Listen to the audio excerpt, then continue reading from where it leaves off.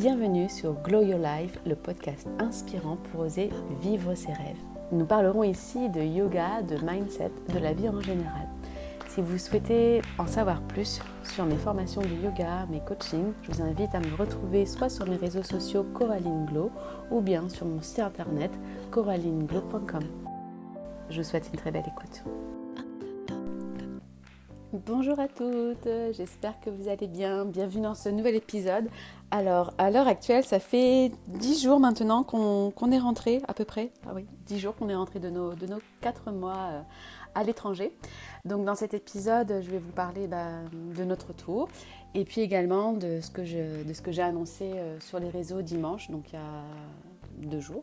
Comme quoi, je fermais mon deuxième studio de yoga qui est sur la péniche à Toulouse. Voilà, donc on va parler de tout ça. Je me suis noté une petite liste de choses, des recommandations, des choses que je referai, des choses que je ne referai pas durant ces 4 mois. Et voilà, j'espère que cet épisode vous plaira. Alors, on va commencer tout de suite dans le vif du sujet. Donc, on est rentré samedi vers 11h, donc le 5, après avoir pas mal galéré pour avoir nos billets de retour. Et donc j'ai dû faire appeler mes parents pour qu'ils aient quelqu'un sur le service client de Opodo. Donc fuyez absolument ce tour opérateur. Franchement, je le déconseille. Je savais qu'il ne fallait pas passer par les tours opérateurs. D'habitude, je passe toujours en direct. Mais là, comme notre vol retour et aller n'était pas du tout sur le même aéroport de même base, on est arrivé au Vietnam et là on repartait de Thaïlande et c'est pour ça que j'étais passée par ce comparateur-là. Mais l'année prochaine, quand on repartira en décembre, tant pis, on paiera plus cher les billets d'avion, mais je passerai directement par la même compagnie aérienne. Donc voilà, on a réussi à avoir un billet d'avion. Le vol s'est bien passé pour Kathleen. Voilà, et c'est ce qui compte. C'était plus galère parce que pour moi, j'ai pas dormi. J'ai pas dormi parce que Kathleen était plus grande que 4 mois en arrière. Et forcément, fallait plus l'occuper. Et donc pour l'endormir cette fois-ci, il a fallu que je l'ai dans le porte-bébé, que je marche, que je reste debout. Des fois quand je m'asseyais, elle rebougeait, donc elle se réveillait. Donc on a eu un vol très long, de Bangkok à Istanbul, 10 heures. Donc j'ai pas dormi du tout. Enfin, j'ai dû m'assoupir peut-être une demi-heure au total. Donc ça a été... j'ai demandé du café, hein, je vous l'avoue, j'ai demandé du café pour tenir. Mais elle n'a pas pleuré, donc c'était ça que je voulais. Je voulais pas qu'elle pleure pour elle déjà, pour nous, et puis pour les gens autour de nous, parce que après c'est stressant pour tout le monde, ça crée des tensions. On l'avait vu à l'aller, il y avait une petite fille qui faisait ses dents, la pauvre. Et comparé à Kathleen, on l'entendait pas, la pauvre, elle arrêtait pas de pleurer. Et les gens, ils commençaient enfin, c'est pas qu'ils commençaient, ils râlaient, ils disaient aux parents, mais faites quelque chose, faites quelque chose. Enfin, c'était assez tendu. Donc, je voulais vraiment pas qu'on vive cette situation-là. Donc, pour moi, mon objectif, c'était que Kathleen soit bien, enfin, ne pleure pas. Tant pis pour ma condition à moi, tant pis s'il fallait que je me mette par terre. Enfin, tant pis pour moi, mais c'était vraiment Kathleen qui comptait. Et après, donc, on a fait Istanbul, Toulouse. Et là, c'était un vol quand même de 3h30, quasiment 4 heures presque. C'était le dernier vol et c'était vraiment le plus long, chiant. Enfin, franchement, le retour, je referai pas comme ça. 10 heures, c'est trop... Enfin, je referai pas, j'ai pas eu le choix. Mais 10 heures, c'est trop long. Et puis, donc, c'est un vol qui est long. Puis, c'est 3h30, 4 heures. Même si c'est pas beaucoup en soi, c'est trop. Parce qu'on vient de faire 10 heures avant. Donc, comme à l'aller, on avait fait un stop à Doha, au Qatar. Ça, c'était mieux. C'était un vol, si vous avez, je crois, 5h30, 6 heures. Puis, idem après pour aller jusqu'à Bangkok ou Ho Chi Minh. Donc, là, ouais, en décembre, on fera autrement. Mais bon, on apprend. Donc, le vol Istanbul-Toulouse. J'étais à côté d'une petite mamie qui rentrait de 10 jours, je crois, à peu près, d'Afrique du Sud. Donc on a parlé pendant tout le vol, donc c'était chouette. Et en fait, moi je pensais qu'elle allait aller maximum 72 ans, 73 ans. Et elle avait 86 ans, 86, 87 par là. Mais elle les faisait pas. Et donc, voilà, je lui ai posé plein de questions sur sa vie, ce qu'elle faisait, etc. Parce que c'est, franchement, d'oser partir comme ça. Alors, c'était un voyage en groupe d'une association de retraités, mais je trouvais ça super chouette. Puis elle était en bonne condition physique, malgré des vieilleries. Et voilà, et donc je l'ai faite parler. Et puis, donc j'apprends au final qu'elle est active physiquement, qu'elle est active socialement. Donc je crois qu'elle marche 1 ou 2 fois par semaine dans un groupe, elle fait de la couture, elle va dans un club, un autre club où je sais plus ce qu'ils font, ils jouent, enfin, elle voit du monde. Et c'est vrai que bah, c'est toujours un équilibre entre se reposer à la maison, prendre soin de son intérieur à la maison, et puis socialement, c'est vraiment ça, je pense, qui nous maintient aussi en pleine santé euh, physique et mentale. Je le vois moi avec mes grands-parents qui sont pas si âgés que ça. Mon grand-père, il doit avoir... Enfin bon, maintenant, il doit avoir 78 ans. Mais par exemple, ma grand-mère qui est décédée il y a 2 ans, 2, 3 ans maintenant, je ne sais plus exactement. Non, même plus, 3, 4 ans. Que le temps passe vite. Bah, elle est décédée à 72 ans. Elle travaille encore hein, dans son agence immobilière. Mais elle n'était pas en super forme physique. Et parce que socialement, bah, ils n'avaient pas de groupe social en fait. C'était la famille et c'est tout. Et alors après, ma tante me dit oui, mais tu sais, à cet âge-là, tous tes amis ils partent. Alors oui, tous tes amis partent. Seulement, bon, j'ai accepté qu'à moitié cet argument parce que leurs amis n'étaient pas forcément sur place. Ils n'ont pas cherché à avoir un groupe d'amis sur place ou à se mettre dans des associations, des choses comme ça. Parce que, voilà, ma grand-mère voulait être tranquille, comme elle disait, elle voulait être tranquille le week-end, qu'elle voyait du monde toute la semaine. Mais au final, il n'y a pas eu cet élan social de partage, de joie. Et voilà, pour moi, ça a été aussi un, bah, c'est un facteur, je pense, de détérioration physique et mentale. Donc, j'ai bien dit à Wong que c'était important quand on allait vieillir. Et à un moment donné, bah, il y en a un qui vieillira sans l'autre, qu'il fallait toujours continuer au-delà de sa famille, d'être dans des cercles en fait, d'être toujours socialement dans un groupe, dans une communauté pour bien vieillir. C'est extrêmement important. Donc voilà, j'ai beaucoup appris de cette dame. On a parlé enfant aussi, enfin on a parlé de beaucoup de choses. C'était vraiment, j'étais KO, mais c'était vraiment très instructif. Et chaque personne que l'on rencontre, on a toujours quelque chose à apprendre. Donc je remercie cette dame pour ce beau partage. Donc voilà, donc on est arrivé à Toulouse, il faisait pas beau, mais bon, ça c'est, on va dire, c'est normal, on va dire. Et puis là, on est mardi 14 mai et il pleut, il pleut, il pleut. Il va pleuvoir, je crois, pendant toute la semaine. Donc le samedi, quand on est rentré, franchement, avec le décalage horaire, on n'a rien fait. Je me suis occupée des valises. Alors, comme on était en Airbnb à Bangkok, je m'étais avancée dans les machines à laver. Et ça, franchement, tant mieux. Parce que j'avais pas tout notre linge à laver. Par contre, la chose que je ne referai pas, ben, c'est de ne pas avoir de femme de ménage qui ait préparé l'appartement avant qu'on arrive. Alors, je vais peut-être passer pour une princesse, mais franchement, tant pis pour ce que je passe. Ça n'a pas d'importance au final. Enfin, je suis en train d'apprendre que ça n'a pas d'importance ce que les gens pensent de moi. Parce que, bon, on y reviendra par rapport à ça. Et donc j'avais pas notre linge à laver, mais par contre, j'avais nos draps parce que j'avais laissé nos draps quand on est parti en janvier pour pas qu'il y ait trop de poussière. Non, alors c'est pas vrai, je suis en train de vous mentir. C'est pas pour pas qu'il y ait de poussière parce que je m'étais dit au départ, oui, tu laisses comme ça, la poussière ira dessus. Et pas sur les nouveaux draps. C'est juste qu'on est parti à l'arrache, que j'ai fait comme j'ai pu et que j'ai même pas eu le temps d'enlever nos vieux draps pour les mettre dans le panier de linge sale. Donc quand on est arrivé, il a fallu que j'enlève nos vieux draps, nos serviettes aussi de douche nos serviettes de douche et là j'avais 2 ou 3 machines à faire parce qu'on a commandé aussi un lit pour Kathleen, donc il y a des nouveaux draps, etc. Donc un lit pour Kathleen, j'y reviendrai tout à l'heure, mais c'est un lit à 140 par 200, je crois, quelque chose comme ça. Donc je me suis retrouvée avec 3 ou 4 machines à faire, de linge, avec les serviettes, etc. Des choses qui traînaient à la maison, forcément le ménage aussi, les courses.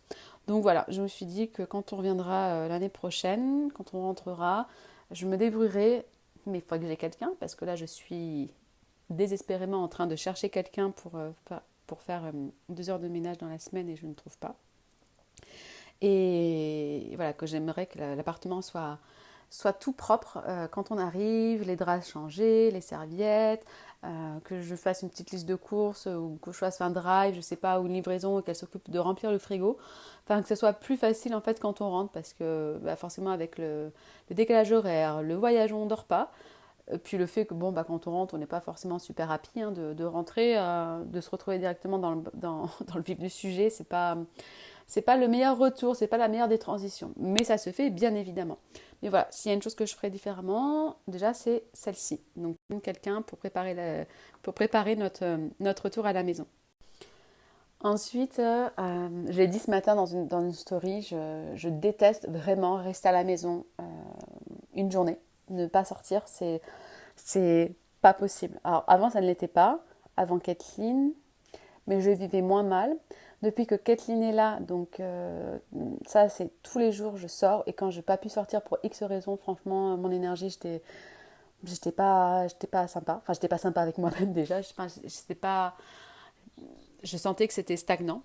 Et donc, je crois que je vous l'ai déjà dit, mais de sortir vraiment, depuis que Kathleen est là, on prend la poussette, qui vente, qui pleuve, machin, enfin, qui vente, faut pas qu'il y ait une tornade non plus.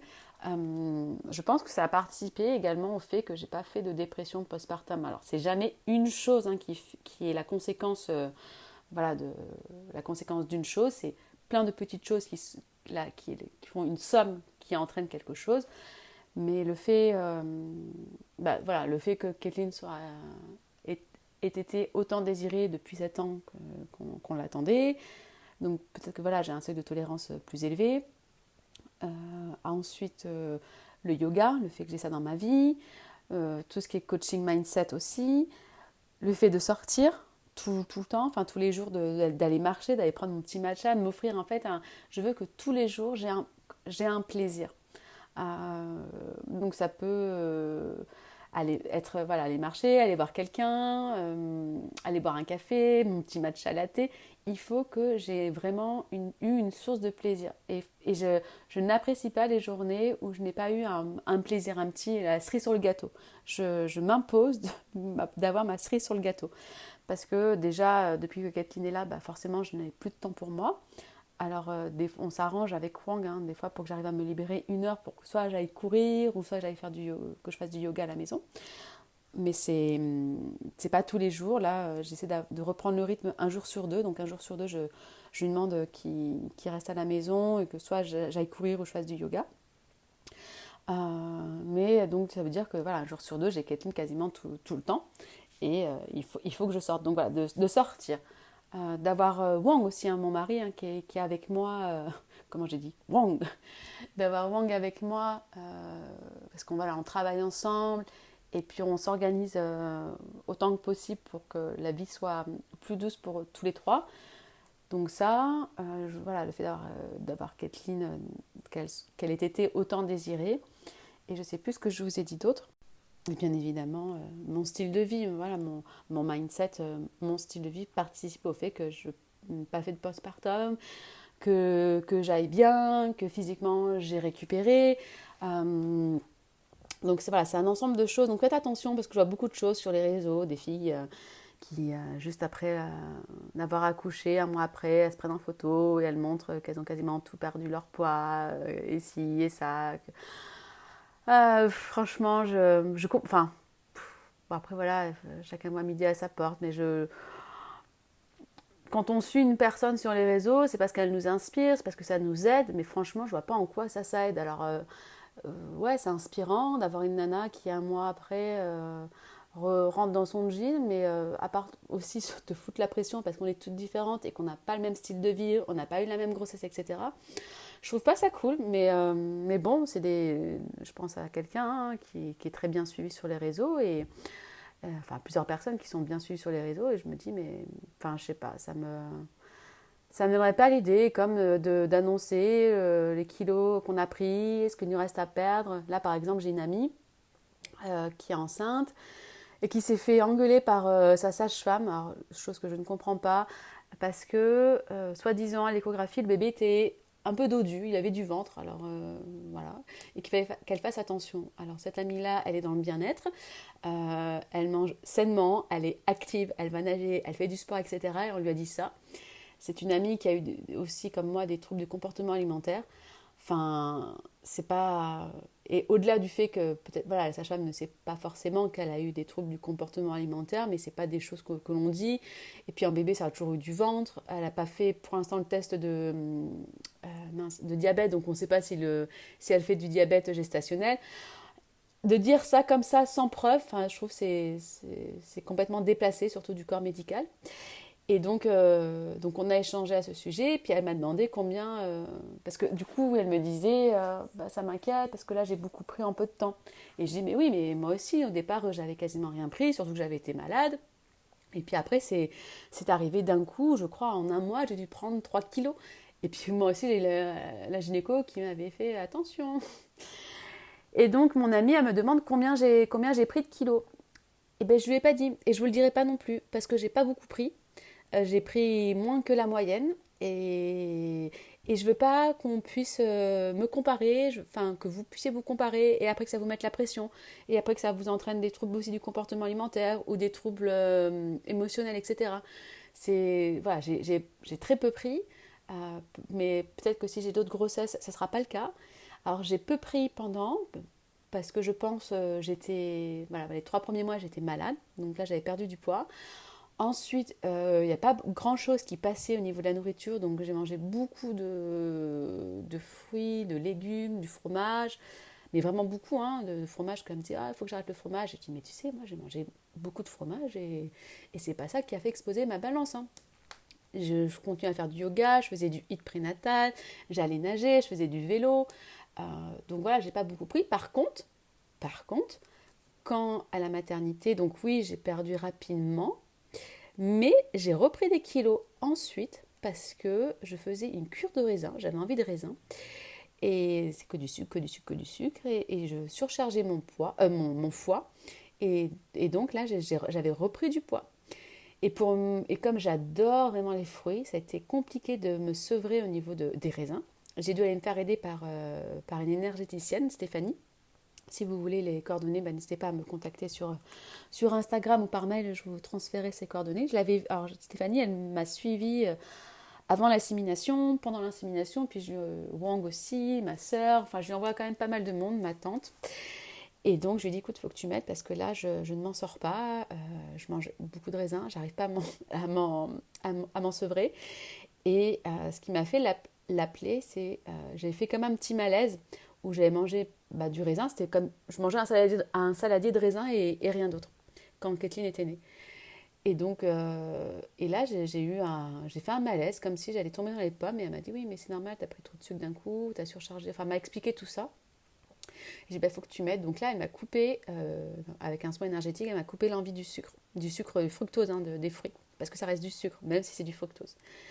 Et donc depuis, je ne suis plus une mordue de fruits. Et tant mieux. J'en mange toujours, mais je suis plus dans ce truc de il faut que j'ai du sucre, du fruit quand je suis fatiguée.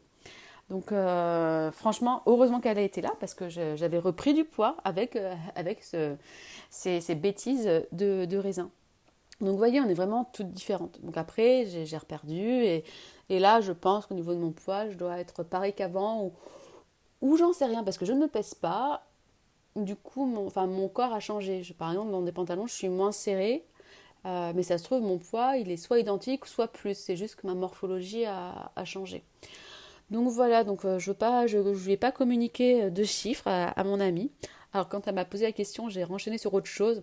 Et elle m'a pas redemandé, elle m'a pas dit, mais Coco, elle a pas insisté, si vous voulez, pour que je lui dise combien.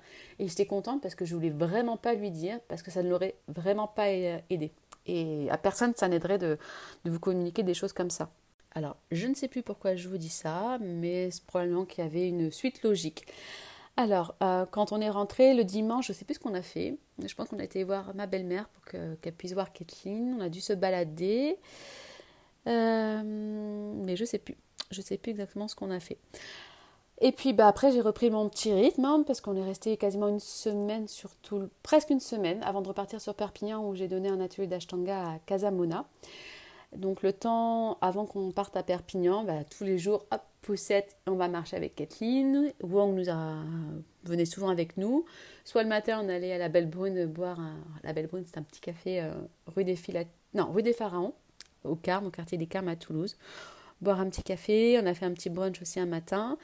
On rentre, l'après-midi, Kathleen a fait une petite sieste, puis après, je repars souvent pour boire mon matcha latte, bubble tea à Café Bon. On ne change pas les bonnes habitudes, donc je retrouve mon QG. Et puis quand c'est possible, ma copine Pauline, qui est naturo sur Toulouse, nous rejoint quand elle est dispo.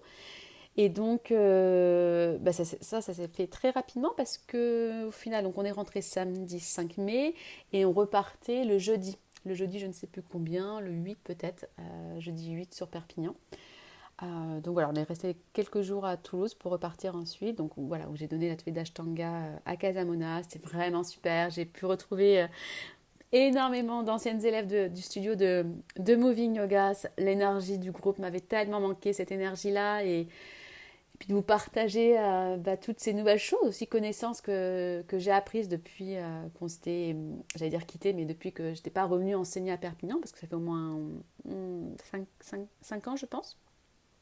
Donc ça s'est super bien passé et j'ai hâte de revenir. D'ailleurs, on a refixé une date avec Casamona.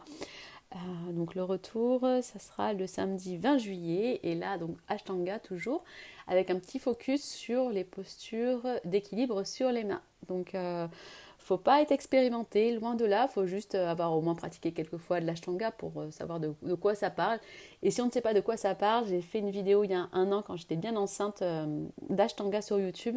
Donc n'hésitez pas également à me demander le lien, je vous le passerai si j'y pense, je le mettrai dans la barre, pas de commentaires, mais en légende du podcast si j'y pense.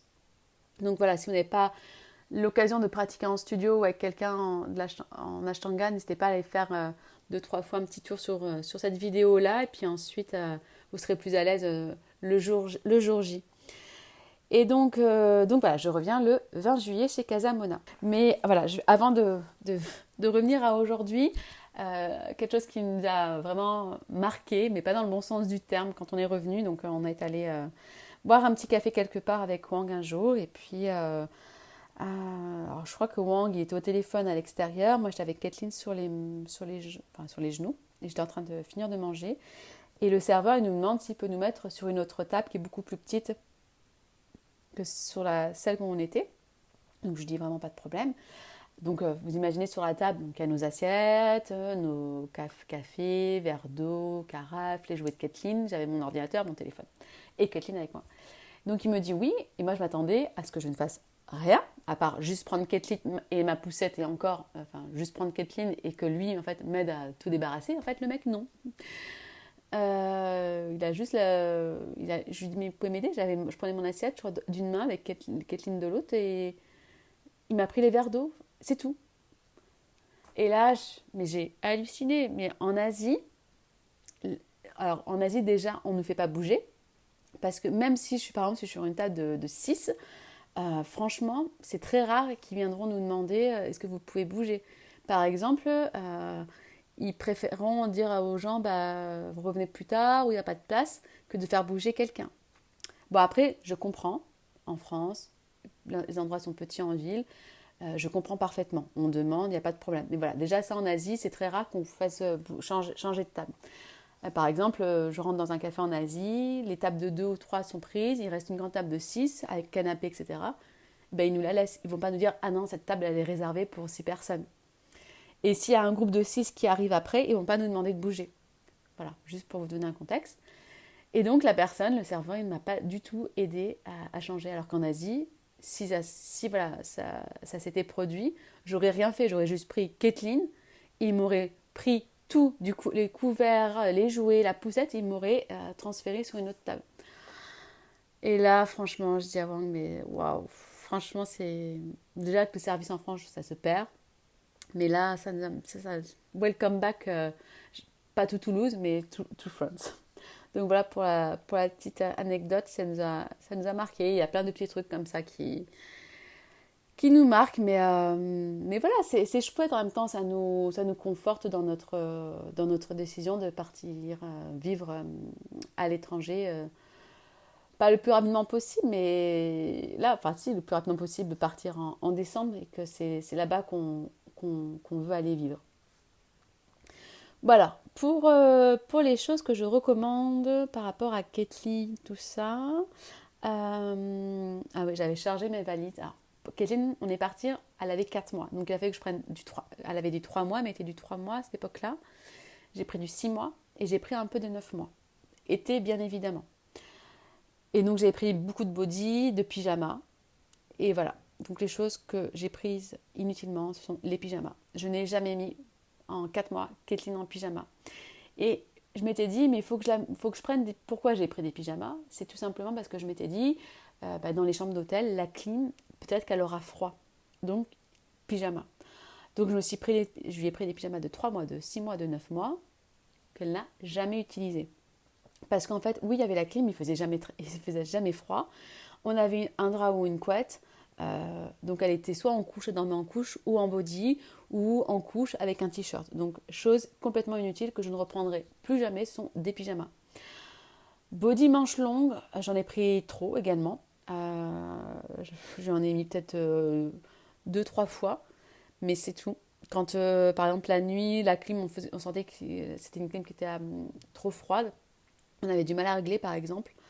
Ou dans l'avion, des fois j'ai dû lui mettre un short avec un body manche longue, mais j'en ai pris trop également. Mes parents nous avaient offert une toile de tente anti-UV, vous savez, et puis anti-moustique, une demi-toile de tente en fait pour bébé pour la plage.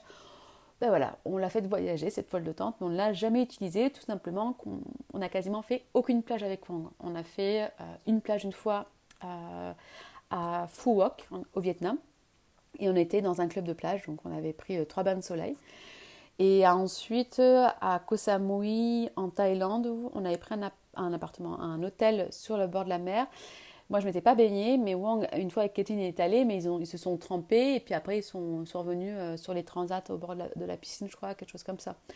Donc, Kathleen est trop petite pour qu'on aille des heures à la plage, dans le sable, etc. Déjà, le matin, on n'était jamais prêt de bonne heure. Et après, c'était trop tard parce que ça cognait, ça cognait au niveau du soleil, il faisait trop chaud. Et le soir, nous, on aimait bien aller boire un verre à la plage, manger dans les food courts ou les petits restos. Donc, c'était pas là, on allait à la plage. Donc, je pense qu'on va plus l'utiliser cet été à la plage quand on ira chez ma tante à Sorey, donc quand on ira à Argelès, Collioure, etc., qu'à l'étranger. Donc, je pense que, enfin, c'est pas je pense, mais on la reprendra pas avec nous, même en décembre quand on repartira, ça. Le baby cook, j'avais acheté sur le Bon Coin un ancien baby cook parce que on s'était dit qu'on commencerait la diversification alimentaire là-bas. Et en fait, d'une déjà, Kathleen, elle préfère même maintenant, donc là, elle a 8 mois et demi, elle va sur 9 mois dans 10 jours, elle mange toujours pas, enfin elle mange toujours pas, elle goûte, mais c'est pas très concluant, elle préfère toujours la cantine de maman. Et donc on lui présente du concombre, des légumes, là elle goûtait une crevette, mais c'est juste goûter, elle fait pas de repas. Et donc pour le baby cook, comme on était la majorité du temps dans des hôtels, pas de frigo pour conserver les aliments, pas de couteau, enfin on n'avait pas de quoi en fait, même avec un baby cook, lui préparer à manger. Et donc tant mieux parce que Kathleen, elle n'a pas été une seule fois malade en 4 mois, pas une seule fois. Donc moi, comme je vous ai dit dans dans le précédent épisode, j'ai fait une mamite, donc une inflammation au niveau de la glande mammaire quand on était au Vietnam. Et j'ai fait une intoxication alimentaire en Inde. Mais à part ça, voilà. Moi, ça a été... Wang, il a été quand même pas mal détraqué pendant tout le voyage. Et je pense que c'est surtout aller au Vietnam, c'était quand il avait mangé dans l'avion, enfin un plat qu'il avait mangé. Et puis Wang, depuis notre accident de moto qu'on a eu, qu'il a eu un traitement de cheval, était vraiment sous médoc, je crois qu'il prenait 15 à 20 médocs par jour. Ça l'a complètement détraqué au niveau du système digestif et il supporte de moins en moins de choses. Mais Kathleen, rien, mais rien, pas un rhume, rien. Donc merci l'allaitement. Et puis ça a été vraiment super pratique parce que même avec les biberons, hein, je sais, on l'aurait fait, mais ça aurait été plus galère, hein, déjà au niveau du lait, de se trimballer les affaires. Là, plusieurs fois en scooter, quand je l'avais dans le porte-bébé, elle avait faim, hop, je sortais mon sein et elle mangeait sur le scooter. Enfin, c'était pratique. Donc Baby Cook, non plus, je ne reprendrai pas de Baby Cook, même quand elle va manger. Parce que là, au final, on fait le maximum pour pas lui préparer à manger exprès, mais qu'elle goûte les choses que nous, on mange. Donc forcément, je ne vais pas mettre du tabasco si je mange un ceviche. Enfin, ceviche, c'est poisson cru, donc je prends le mauvais exemple. Mais je sais pas, là, hier... ah oui, parce que maintenant... Alors, j'adore manger, mais je n'aime pas cuisiner. Du moins, c'est pas... Je n'aime pas cuisiner et je ne veux pas prendre ce temps-là, consacrer du peu de temps que j'ai pour cuisiner. Je préfère prendre ce temps-là pour enregistrer ce podcast, être avec Kathleen, être avec Wang, faire du yoga, faire une séance de coaching, etc. Mais pas pour cuisiner. Donc, je ne fais pas partie des mamans qui vont cuisiner des petits pots bio, etc. pour leur bébé. Voilà, je ne suis pas... non. Et donc, notre foot courte, c'est Picard, Monsieur Picard. J'en suis rendue au point où j'ai pris enfin la carte de fidélité chez Picard. Donc là, par exemple, hier, j'ai sorti du congèle des épinards à la crème, mais je lui ai fait goûter des épinards et elle a bien aimé. Voilà. Donc on essaie de lui faire goûter des choses que nous on mange. On coupe des morceaux qui soient adaptés, on lui fait goûter, on lui met sur sa chaise haute, elle goûte. Mais parce qu'en fait, ça ne correspond pas à notre style de vie, ça ne correspond pas, puis on n'a pas envie de se mettre cette contrainte-là. Et de se mettre des choses qui ne nous correspondent pas, c'est ramener du stress dans le couple, dans la famille et forcément au bébé. Donc il faut vraiment faire les choses pour nous, hein, je parle selon nous, selon comment on le vit et comment on le vit, les choses seront mieux pour tout le monde. J'ai des copines voilà, qui ont fait le choix d'acheter tout en bio pour leur bébé ou en agriculture raisonnée. Elles font du batch cooking à préparer tout pour la semaine, soit à congeler ou mettre dans des tupperwares. Et c'est super. Et je pensais que j'aurais fait ça. Mais dans la réalité, étant donné que je garde Kathleen toute la journée, que je m'en occupe la nuit parce qu'elle tète encore des fois 3 à 4 fois par nuit, en ce moment c'est ça, mais je pense que c'est parce qu'elle fait ses dents, puis elle a fait pas mal de progrès au niveau locomoteur, elle marche, non, elle fait du 4 pattes, puis elle se redresse.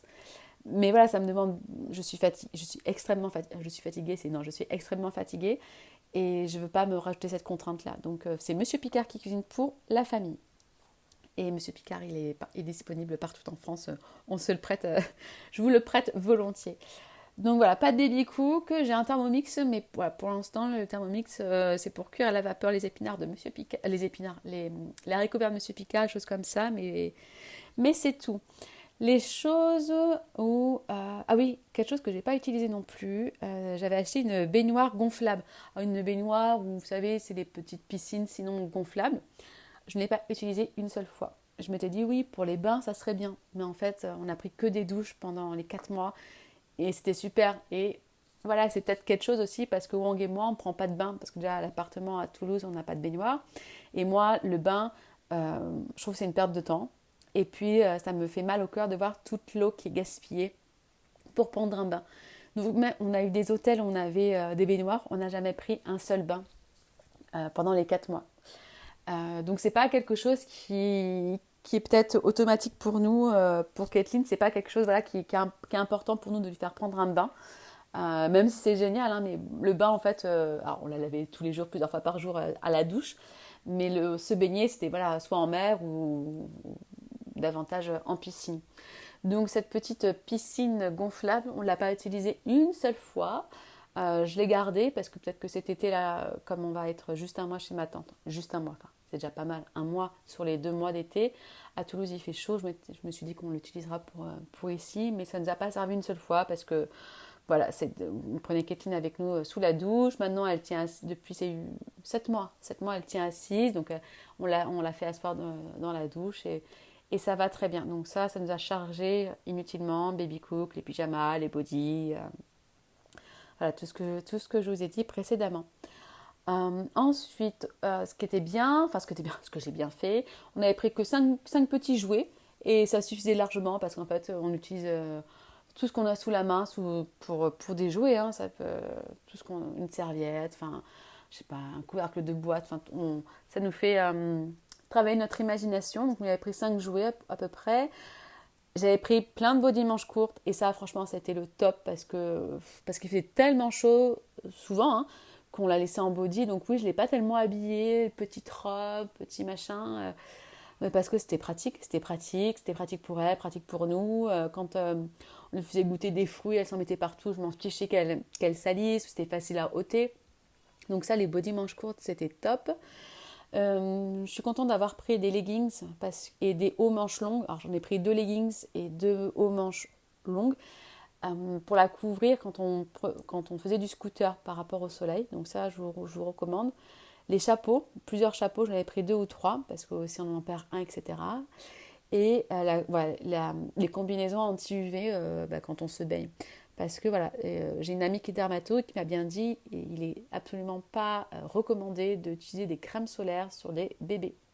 C'est zéro exposition c'est zéro exposition et on couvre son bébé. Donc voilà, n'achetez pas des crèmes inutilement anti-soleil, crème solaire pour les bébés, plutôt couvrez. Donc voilà pour le petit résumé, feedback des choses à prendre ou à pas prendre dans la valise. J'avais pris également une veilleuse avec télécommande qu'on utilisait à Toulouse et ça nous a bien été utile aussi pour éviter d'allumer la lumière quand on se levait, quand je me levais là en pleine nuit ou parce que tout simplement l'interrupteur n'était pas à côté de moi. Des fois dans les chambres il n'y avait qu'un interrupteur proche de la porte, donc ça c'était bien. Donc je vous recommande aussi de prendre une petite veilleuse avec télécommande. Voilà, du coup, concernant Moving Yoga, concernant le yoga. Donc déjà, il faut savoir que j'ai arrêté de donner des cours collectifs juste avant que je fasse mon insémination. Donc ça devait être en novembre 2023, je crois. Non, novembre 2022. Novembre 2022. Ouais, j'ai donné la formation en octobre 2022, une formation de 100 heures Ashtanga Vinyasa. J'ai dû faire un ou deux cours, j'ai enseigné un ou deux cours de Bikram et puis ensuite il fallait que je m'arrête. Et donc je me suis arrêtée. Avec Kathleen, ensuite quand j'ai accouché, j'ai dû dispenser 2-3 cours de Bikram là, avant de partir au Vietnam. Et puis après voilà, on est parti. Et puis voilà. Donc en gros, en fait, donc on a eu Moving Yoga Perpignan, on a ouvert en juin 2015. Et Perpignan, ça a super bien marché, on a eu beaucoup de monde. Franchement, je crois qu'il y a plus de 3000 personnes qui sont passées. C'était franchement un lieu de vie, c'était chouette, c'était vraiment comme je l'imaginais depuis toujours dans ma tête. Enfin, ce qu'on a créé, c'était magique, c'était une ambiance, tout. J'ai réalisé vraiment un joli rêve. Et puis en 2019, on a acheté la banque nous a aidé à acheter la péniche donc, dans laquelle on est actuellement, enfin on exerce actuellement sur Toulouse. Et on faisait donc studio de yoga en bas. Il y avait une salle de yoga en bas, les vestiaires, et une salle de yoga en haut. Et la deuxième partie du haut, parce que c'est une péniche qui fait plus de 300 mètres carrés, il y avait un restaurant vegan. Et 6 mois après, il y a eu la pandémie du Covid. Donc là, c'était la cata pour Perpignan et pour Toulouse. On a eu des difficultés à avoir les aides du gouvernement, donc trou dans la trésorerie, etc. Et donc, on n'a pas pu garder Perpignan. Donc, on a perdu Perpignan. Ensuite, on a réouvert Toulouse. On n'a pas, alors, je sais plus, on a réouvert, je crois, le resto. Mais forcément, au niveau du yoga, ça ne matchait plus. Enfin, on a perdu quand même plus de 60% de la clientèle. Et donc, on a restructuré, on a gardé plus qu'une salle sur les deux. Le restaurant, on était en perte parce que voilà, c'est un restaurant vegan, donc il y avait énormément de temps de préparation, de confection des aliments, par exemple du faux chorizo, des choses comme ça.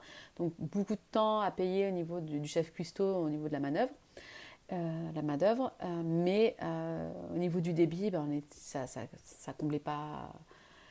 On était en déficit, donc on a arrêté. Et là, donc on a continué une salle de yoga en bas. Et Wang, il a transformé donc la péniche en salle de location événementielle, entreprises et particuliers. Donc il y a des entreprises qui viennent faire des séminaires, des choses comme ça, et les particuliers qui la louent pour leurs événements privés, baptême, anniversaire, pot de départ, dépôt de thèse, etc. Et c'est ce qu'on continue de faire actuellement. Mais le yoga à Toulouse, je ne me suis jamais investie comme je me suis investie à Perpignan. À Perpignan, je vibrais en fait, je vivais Moving Yoga. Je n'avais pas de vie quasiment perso. C'était H24 Moving Yoga. Et ça a marché, hein. Ça fonctionnait socialement, financièrement ça a marché, etc. Mais parce que je me suis donné en fait corps et âme dans mon entreprise. Et parce que ça me plaisait, hein. J'ai commencé déjà à donner tous les cours, puis au fur et à mesure j'ai formé, etc. Mais voilà, je vivais Moving Yoga all day long et all night long. Et Moving Yoga reposait quand même essentiellement sur moi, hein, même si ça fonctionnait parce que Wang était derrière, parce qu'il y avait des profs, etc. Mais c'était quand même moi l'élément moteur dans l'histoire. J'étais très enthousiaste à créer des ateliers, à faire vivre le lieu. C'était quelque chose qui était animé et qui animait la vie sociale sur Perpignan. Et donc, je n'ai pas voulu recréer ça sur Toulouse, même quand on a ouvert en 2019. Je ne voulais pas que le studio dépende de mon image. Parce qu'en fait, Moving Yoga Perpignan, c'était quand même Coraline. Parce que oui, j'ai commencé à donner des cours en 2012 ou 2013 à Perpignan. Donc, les gens m'ont suivi après dans le studio à Moving Yoga. Donc, ils ont commencé par moi, ils me connaissent moi. Mais sans communiquer parce que là maintenant j'ai un compte Instagram privé, mais pendant des années je n'ai pas eu de compte Instagram privé, c'était Moving Yoga.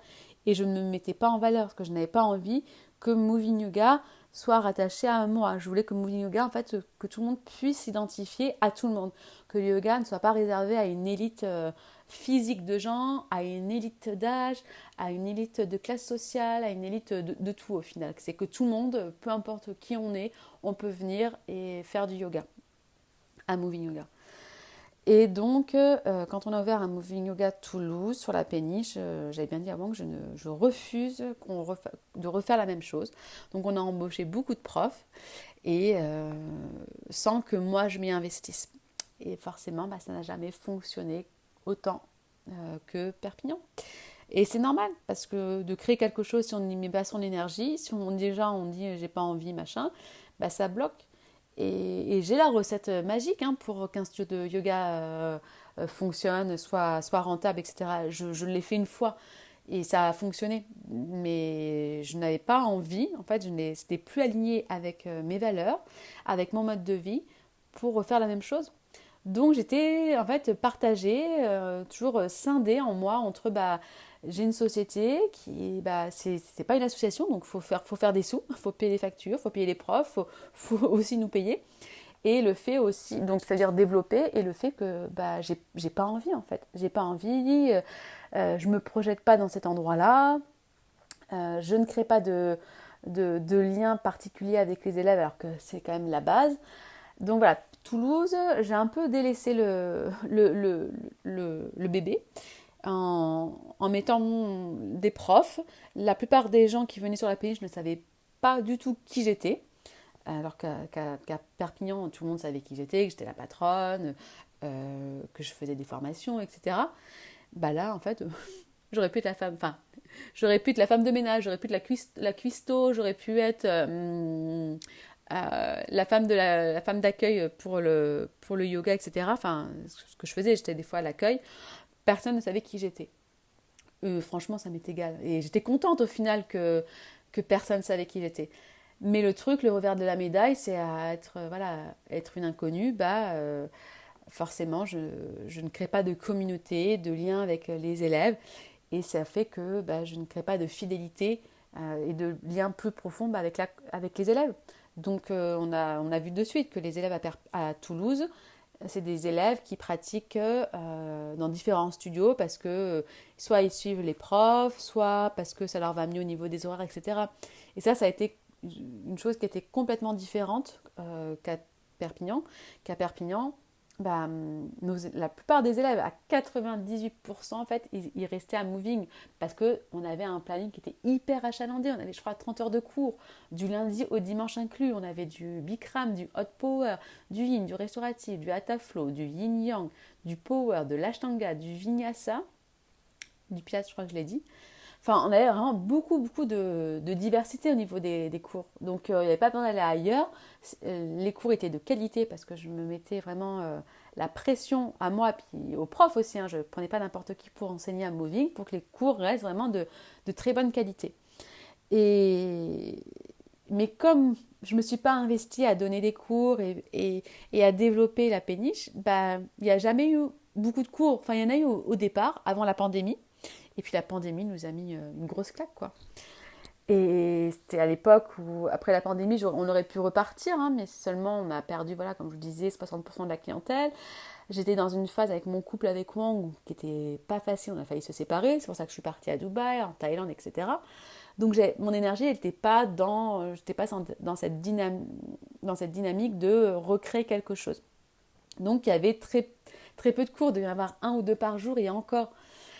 Et c'est ce qui s'est passé jusqu'à présent. Il y avait, là, à l'heure actuelle, il y a un cours, il y a un lundi, mardi, mercredi, jeudi, samedi. Un, et de temps en temps, c'est une fois tous les 15 jours, le samedi, et deux le dimanche. Ça fait 7 cours. Donc forcément, je comprends, et c'est normal que les élèves, ils aillent pratiquer ailleurs. Mais du coup, ce choix-là que j'ai fait, de ne pas remettre d'autres cours, de ne pas m'investir, bah, fait que bah, j'ai moins d'élèves qui consomment moins, etc. ici, donc ça marche moins, etc. Mais en fait, le fait que ça marche moins bien ou différemment, c'est le résultat de mon mindset que j'ai mis dans la péniche, depuis le début au final. Pas que, mais en partie. Je vous ai dit qu'il n'y a pas qu'une chose qui est la conséquence, qui crée une conséquence. Mais voilà, le fait de ne pas vouloir me réinvestir, de créer une entreprise, de faire qu'une entreprise évolue, parce qu'une entreprise qui n'évolue pas est une entreprise qui meurt. Donc j'ai réussi à ce qu'elle ne meure pas, à la maintenir à flot, c'est-à-dire une entreprise en fait qui est une association, qui ne fait pas de bénéfices, qui paye ses charges et basta. Mais seulement, c'est pas ça. On ne peut pas durer éternellement en faisant une association, parce qu'on n'a pas les mêmes charges, les mêmes frais qu'une entreprise, qu'une association, au niveau de la comptabilité, au niveau de la TVA, au niveau enfin, de tout au final. Donc ça fait plusieurs temps qu'avec moi on se dit mais qu'est-ce qu'on fait de Moving Yoga, de la péniche? Moi je ne veux pas me réinvestir. Voilà, j'étais la seule à donner des cours de Bikram, c'est-à-dire que le Bikram tout repose sur moi. Et alors ça veut dire que quand je suis pas là, il n'y a pas de Bikram. Ça veut dire que quand les gens prennent des carnets et qu'ils veulent faire que du Bikram, malgré le fait que je précise qu'un carnet n'est pas fait que pour du Bikram, je peux entendre que bah, ça râle parce qu'il n'y a plus de Bikram. Mais voilà, alors je leur dis, mais oui, mais j'avais acheté un carnet, c'était pour tous les cours. C'est pas spécifié Bikram, et je vous l'ai déjà dit, les cours de Bikram sont ponctuels. Mais même si je dis tout ça et que c'est écrit, forcément, j'ai des insatisfaits. Et c'est du stress pour moi en plus. Alors, vous voyez, c'est des choses, c'est pas cohérent en fait. Mon positionnement et mes actions et mon mindset n'est pas cohérent avec l'entreprise. Donc voilà, ça fait au moins 2 ans avec quoi qu'on se pose la question qu'est-ce qu'on fait de moving, qu'est-ce qu'on fait de moving. Bon, on se dit, oh, allez, on continue, on voit. Moi, je me dis, bon, bah, je vais redonner un cours du Bikram. Mais depuis que Kathleen est là, les cours du Bikram, ce qui fonctionne comme tous les cours, c'est à partir de 18h30. 18h30, c'est pas l'heure idéale pour un bébé à cet âge-là. Et Kathleen, ma famille, maintenant, c'est ma priorité. Donc je donne plus de cours. Parce que là, je m'étais dit au départ avec Wang, cette année, bon, on réessaye. On réessaye, ok. Et puis, je crois que c'était en décembre, on se dit non, mais là, franchement, on regardait les chiffres, faut qu'on arrête, faut qu'on soit réaliste. On n'est pas une association, c'est chouette pour les profs, ça leur fait des heures en plus, mais à un moment donné, il faut qu'on pense aussi à nous. Donc, on s'était dit, écoute, on termine l'année et puis voilà. Donc, on termine l'année, mais en se gardant une porte ouverte, bon, on va jusqu'à avril-mai et on prend une décision par là. Donc en janvier, on a recréé un carnet de cours qui s'étendait de janvier jusqu'à fin juin. Dernier cours, voilà, pas de report, etc. Pour que les gens puissent terminer au maximum fin juin leur carte de cours parce qu'on ne savait pas ce qu'on allait faire. Et puis, je crois que c'était début février, je dis avant, non mais c'est bon, on arrête. On a regardé les chiffres, là, on dit, on arrête, de toute façon, il faut qu'on regarde la réalité en face. On n'est plus du tout dans cette dynamique-là. De toute façon, ça fait longtemps qu'on ne l'est plus. Là, on a des projets d'aller à l'étranger. Faut qu'on se rende à l'évidence. Donc, c'était acté, on faisait ça. Et puis, je ne sais plus, en 48 heures, je crois, je me suis dit, mais attends, Ça fait encore le deuxième studio. Au final, on a investi du temps, de l'énergie et de l'argent, et on en récolte zéro parce que Moving Yoga Perpignan, un jour je vous en parlerai davantage, là, pour l'instant je ne peux pas, c'est pas le moment, on a zéro, on a des dettes. Alors que là, Toulouse, je me suis dit, mais attends, on va pas refaire la même connerie. Je vais redonner des cours pendant au moins 1 an, je vais redresser la barre, on va augmenter le chiffre d'affaires et on vendra. Non, voilà, chose normale quand on a une entreprise. Donc on était parti sur ça et je crois 1 mois après ou 1 mois et demi, je me dis, mais en fait non. En fait non. Ça veut dire que j'avais remis des cours de Bikram sur le planning, etc. Donc des cours de Bikram qui fonctionnent à 18h30, des cours de Bikram le samedi matin, des cours de Bikram le dimanche soir, etc. Je me dis, mais non, en fait, non, j'ai pas envie de ça, j'ai pas envie de m'imposer ça. J'ai des profs qui m'ont demandé d'arrêter des cours le week-end, d'autres qui arrêtaient en semaine, donc il fait que je rechange le planning, que je retrouve d'autres personnes pour les week-ends. Je galérais pour trouver des personnes parce que je comprends, hein, il n'y a quasiment aucun prof qui veuille se bloquer tous les dimanches matins pour aller donner des cours, même si ce sont des cours qui fonctionnent et que c'est là qui paye le plus au final. Mais déjà, je galérais pour trouver des profs et je veux pas des profs débutants. Donc les profs qui ont de l'expérience, forcément ils sont déjà pris ailleurs, ou ils ont ce luxe de dire non, je ne veux pas bosser, ou je bosse qu'un week-end par mois. Et là, je m'en sortais pas et je dis, mais en fait, arrête Coraline, tu as tous les signes qui te disent stop. Des chiffres au niveau de la compta, ça te montre stop. Ton mode de vie, ton style de vie, ça te montre stop. Tu ne veux plus mettre l'énergie dedans, stop. Et en plus, tes profs veulent remanier le planning, arrêter certains cours, etc. Qu'est-ce qu'il te faut de plus à un moment donné? Qu'est-ce qu'il te faut de plus? Et là, je dis avant, allez, stop. On acte la chose. Donc ça nous a mis 2 ans pour acter. Et donc on a prévenu les profs la semaine dernière.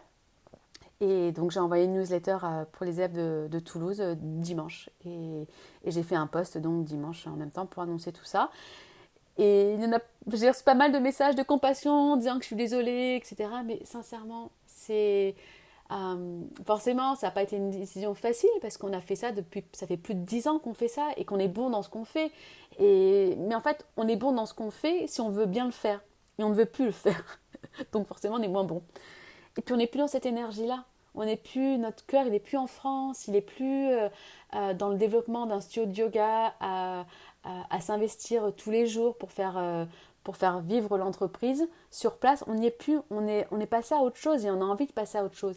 Et le fait de ne pas avoir pris cette décision-là avant, il y a plein de choses qui nous ont d'opportunités et d'actions qu'on ne pouvait pas prendre. Et là, mais vraiment, depuis qu'on a acté, qu'on l'a dit, c'est ça que je ressens en moi. C'est beaucoup plus grand, beaucoup plus doux et j'ai de l'espace. J'ai de l'espace parce que ça y est, je passe à autre chose. Et c'est un cap pour moi parce que, alors je n'arrête pas le yoga parce que je continue les formations, les stages, etc. Mais j'arrête le studio. Et c'est marrant parce que je fais l'inverse de ce que la plupart font. Là, j'arrête, je ferme et je continue. Et c'est chouette, je pense que je dis pas que je suis un exemple, mais ça vous montre encore une autre possibilité de vie qui est différente et qu'il n'y a pas une méthode qui marche, il n'y a pas une façon de faire et tout est possible. Et tout est possible, il y a des moments de vie différents, c'est juste, voilà, il faut s'écouter, être entre des bonnes personnes, savoir s'écouter et puis être au clair, d'être honnête avec soi. Et c'est pas évident parce que des fois ça fait peur, mais honnêtement, c'est super qu'on ait pris cette décision-là, c'est super. Il était temps.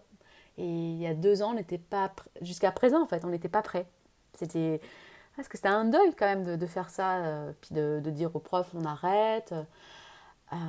Mais voilà, là maintenant, il était temps de penser à nous. Et puis, c'est pour ça que c'était facile, parce que ça fait 2 ans qu'on se pose la question, 2 ans qu'on continuait. Et là, c'était tellement une évidence qu'il n'y a pas de douleur, il n'y a pas de tristesse, il y a vraiment que de la joie. Donc on arrête les cours de yoga sur la péniche, les cours réguliers, mais la péniche, on la garde, hein, parce qu'on a toujours un crédit dessus déjà, et puis que Wang développe lui une activité, comme je disais, d'événementiel.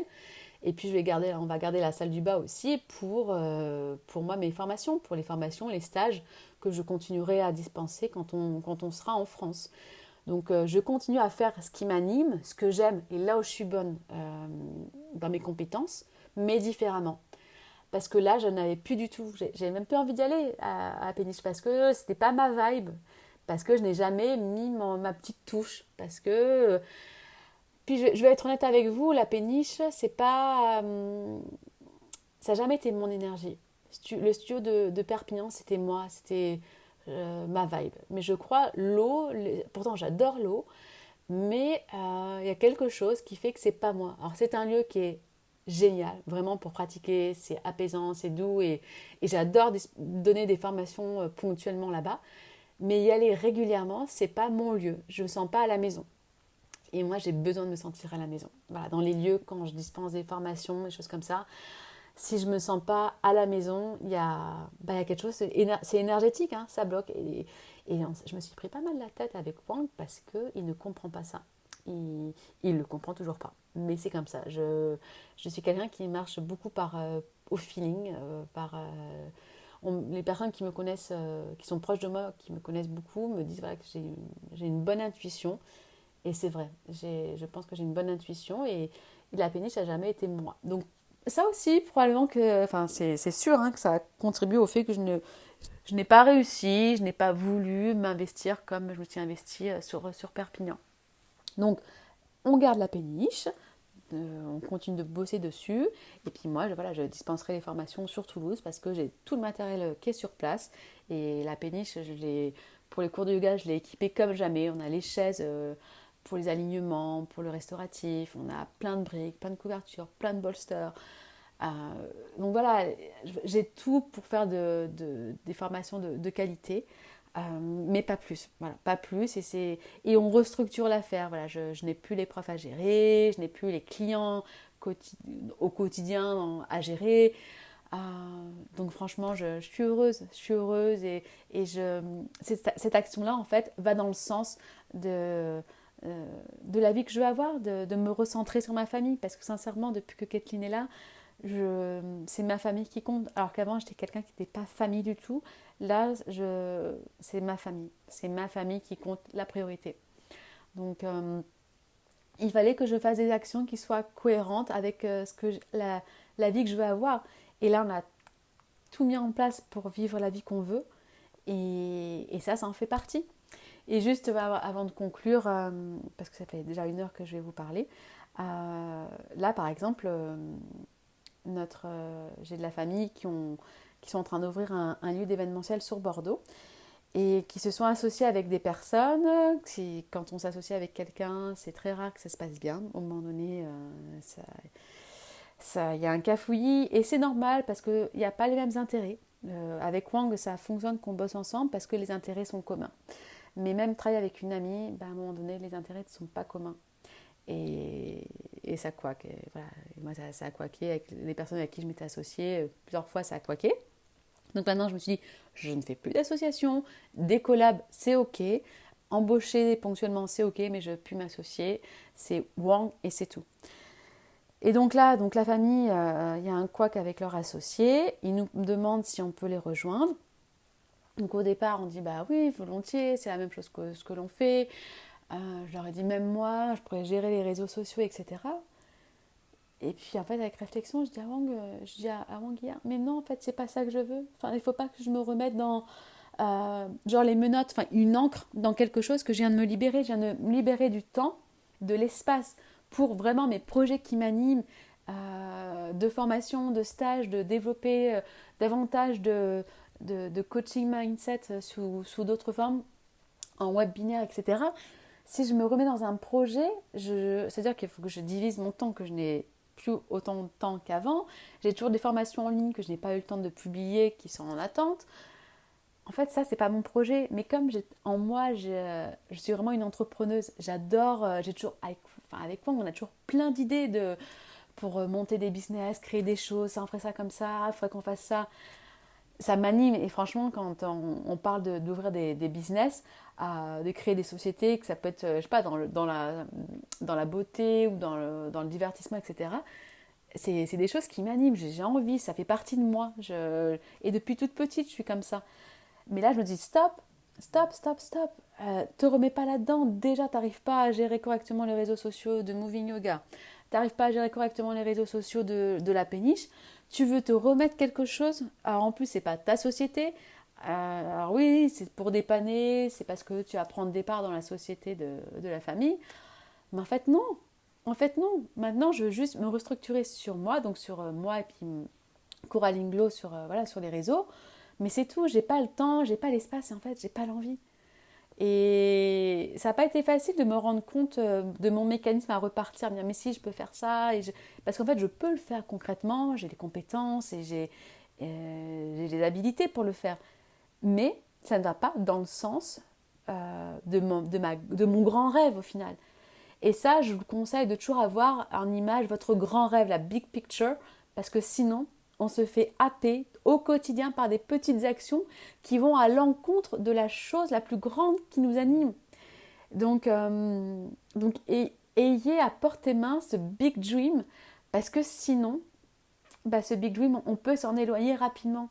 Donc là, par exemple, j'ai dit à Wang, attention, là tu voulais, toi, participer à toute la partie commercialisation pour leur projet. Je lui dis, mais Wang, tu te remets dans ça alors que déjà, tu galères entre guillemets pour avoir du temps, pour être à jour dans tes devis, etc. Que là, tu as sous le pied un autre projet professionnel que tu veux monter et tu veux passer du temps avec nous. Si tu fais ça, ça va à l'encontre de ce que tu viens de me dire. Je dis c'est ok, mais qu'est-ce que tu préfères? C'est quoi ton big dream? Et en fait, il n'avait pas conscience qu'il repartait encore dans un schéma du passé. Et moi aussi, parce qu'on a tellement été habitués à agir d'une certaine façon, qu'on ne s'en rend pas compte, et puis que ça nous paraît normal. Et c'est là où il faut être vigilant, parce que ça va très très vite. Je ne sais plus qui dit ça, mais en gros, il faut vraiment tous les jours, on choisisse comment on veut vivre notre journée. Parce que si on ne choisit pas la façon dont on veut vivre la journée, c'est les autres, en fait, notre environnement et les autres qui vont nous faire vivre leur journée à eux. Donc, tous les jours, choisissez, ayez l'image de qu'est-ce que vous voulez vivre. Vérifiez que les actions, mais même les petits choix, les petites décisions que vous prenez participent à soit la personne que vous avez envie de devenir, soit au projet que vous avez envie de mettre en place, ou vous êtes en train de mettre en place, ou à la grande image, au gros projet. Nous, voilà, de nous expatrier définitivement en Thaïlande, c'est un projet que l'on a, je pense, dans 3 ans, quand Kathleen ira à l'école. D'ici là, c'est de vivre 6 mois en France, 6 mois de l'année à l'étranger. Et donc, de continuer, moi, à développer mon activité et vous recevoir en France quand je suis en France, et de vous recevoir également quand je suis à l'étranger. Donc maintenant, et également donc, de passer du temps avec ma famille, de vraiment savourer ces temps-là. Donc, toutes mes actions au quotidien, est-ce que ça participe à nourrir tout ça? Et si c'est non, j'ai la réponse. Bon voilà, je m'arrête là pour aujourd'hui. J'espère que ça vous aura plu. C'était un long épisode. J'espère avoir répondu à toutes vos questions que vous posiez sur les réseaux par rapport au fait comment c'était de partir 4 mois à l'étranger, comment ça se fait que je vais faire mon 2e studio. Voilà. Et voilà. Mais écoutez, j'y vais parce que là ça fait 1 heure que moi que gère Kathleen et que je pense que ça va être l'heure du snacking pour Kathleen. En tout cas, ça me fait toujours, je prends plaisir à vous raconter tout ça parce que je suis sûre que ça peut en inspirer plus d'une, vous donner un petit coup de boost, du courage à oser faire ci, oser faire ça. Je vous retrouve, je ne sais pas trop quand maintenant, je vous annonce plus de dates parce que par exemple là on part sur Bordeaux à la fin de la semaine et ensuite sur Toulouse, sur Tours voir mes parents. Donc j'espère pouvoir enregistrer un épisode sur Tours quand j'y serai. Je vous dis à très bientôt dans le prochain épisode du podcast Glow Your Life.